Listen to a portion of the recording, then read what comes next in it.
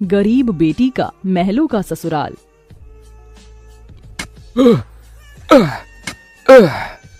तपती धूप में वह गरीब किसान खेतों में फावड़ा चला रहा था। उसके माथे से तर तर पसीना बहे जा रहा था।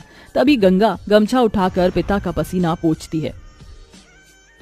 बाबा, आपके माथे से कितना पसीना बह रहा है, आप थक भी गए हैं, थोड़ी देर आराम कर लो, फावड़ा मुझे दो। गंगा को खेत में फावड़ा चलाते देख सेवक राम की आंख भर आती है। मेरी गरीब बेटी के जिन हाथों में मेहंदी लगनी थी, उन्हीं नाजुक हाथों से मेरी गंगा सख्त फावड़ा चला रही है। तू एक गरीब की बेटी को ही ऐसा भाग्य देकर क्यों भेजता है भगवान? एक गरीब के जीवन की सबसे बड़ी दुविधा बेटी को ब्याहना होता है। ये कहानी है ऐसे ही किसान सेवक राम की, जो बड़ा गरीब है। उसकी दो बेटी गंगा और अंजू हैं। यूं तो सेवक राम ने गंगा के लिए कई रिश्ते ढूंढे, मगर भला एक गरीब की बेटी का हाथ कौन थामना चाहता है। किसी तरह से उनका जीवन कट रहा था। सेवक राम, उसकी बूढ़ी पत्नी जानकी और दोनों बेटी सारा दिन तपती धूप में खेत में काम करते रहे। शाम को खेत का मालिक ब्रिज वहां आया। अरे ओ सेवक राम, सारा खेत जोत दिया? जी ब्रिज बाबू, खेत भी जोत दिया और बीज भी बो दिया। ये ले तेरे परिवार की आज की दिहाड़ी 250 रुपए। ये क्या मालिक, आप पैसे तो कम दे रहे हैं। पहले मेरी अकेले की दिहाड़ी आप मुझे 200 रुपए देते थे, फिर घटाकर 100 रुपए कर दिया और फिर सीधे 70 रुपए कर दिया, और उसमें भी पूरे पैसे नहीं दे रहे हैं। मैं, मेरी दोनों बेटी और पत्नी को मिलाकर हम कुल 4 जन आज खेत में दिन भर जर मर कर खटे हैं। अरे 30 रुपए ही तो कम है, उसमें क्या तू खरीद लेगा? है एक एक रुपया भी मेहनत से कमाना पड़ता है मालिक। फिर ब्रिज बाकी के 30 रुपए भी सेवक राम को दे देता है, जिसके बाद वह अपनी मढ़ई में आ जाते हैं और गंगा सबको खाना बनाकर खिलाती है और एक फटे गुदरी पर पूरा परिवार जमीन पर लेट जाता है। मगर एक पिता होते हुए सेवक राम चिंता में सो भी नहीं पाता। वह रात भर आंसुओं से बिछौना भिगोता है। अजी, आप अभी तक जाग रहे हैं? जिसके घर में जवान बेटी ब्याहने को हो, वो कैसे सोई? जाने मेरी गरीब बेटी के भाग्य में क्या लिखा है। भगवान ने सभी के घर आंगन में भाग्य जाग रहे हैं, मगर मेरी मढ़ई के आंगन में मंडप कब बनेगा? अजी, तुम चिंता मत करो, भगवान ने कहीं न कहीं जोड़ी बनाई होगी। सेवक राम का यही दुख कम न था। अभी तो और भी कठिनाई आने को थी।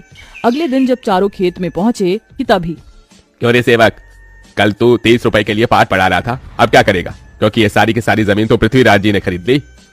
तभी अंजू ने गंगा से कहा, दीदी, अब हम क्या खाएंगे? खेत बोकर ही तो थोड़े बहुत पैसे मिलते थे। सेवक राम अपने परिवार को लेकर लौट आया। वह दिन रात चिंता में गलने लगा। ऐसे घर कैसे चलेगा प्रभु? कैसे होगी गंगा की शादी? और शादी नहीं हुई तो लोग मेरी गंगा को जाने क्या क्या नाम देंगे, क्या क्या ठहराएंगे जानकी। मैं काम ढूंढने जा रहा हूँ। बाबा, मैं भी आपके संग चलूंगी। दोनों काम ढूंढते एक बड़े से मिल में आए, जहां शिव नाम का एक नौजवान गरीब मजदूर भी काम कर रहा था। जहां मजदूर राशन की बोरी भरी मालगाड़ी खींच रहे। सेवक राम ने काम मांगा, दोनों को काम मिल गया। गंगा अपने पिता की बराबरी में काम करती। तपती धूप से अक्सर उसके पांव और हाथ में मालगाड़ी खींचने से छाले से पड़ जाते, तो वहीं घर आकर वह अपनी माँ का हाथ बटाती।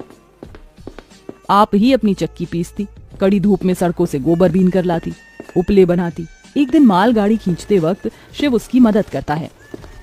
काका, क्या मैं आप दोनों के साथ खाना खा सकता हूँ? बड़ी भूख लगी है और मैं खाना भी नहीं लाया। हाँ बेटा, आओ ना। ये कहते हुए गरीब गंगा अपने प्याज और रोटी में से उसे भी देती है और हिचक से भरकर कहती है, माफ कीजिएगा, आपको खिलाने के लिए हमारे पास कोई पूरी पकवान तो नहीं है, जो है यही खा लीजिए। शिव वह रूखा सूखा भी हंसकर खाने लगा। अब अक्सर शिव उनकी मदद कर देता। उसकी अच्छाई गंगा के मन को भाने लगी और एक दिन शिव ने कहा, काका, अगर आप मुझे इस काबिल समझे तो मैं आपकी बेटी का हाथ थामना चाहता हूँ।